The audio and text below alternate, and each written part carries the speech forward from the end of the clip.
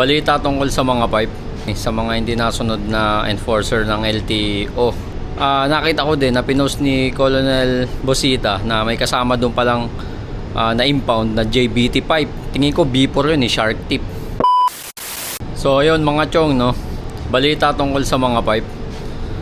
Ito talaga yung magiging problema natin sa mga hindi nasunod na enforcer ng LTO, lalo na sa LTO 7. Merong issue nito nakaraan lang, kakapost ko lang.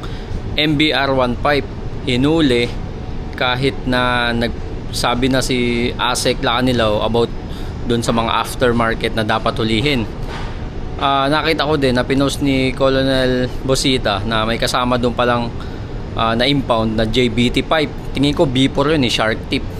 So yun, no, ito lang yung natitira nating kalaban, yung mga hindi nasunod hindi nasunod sa pinapatupad ng nakakataas, at yung mga, at ito pa yung sa mga ordinance, like may nag-comment sa atin Valenzuela, yung iba Marikina, hindi ko lang alam sa Manila.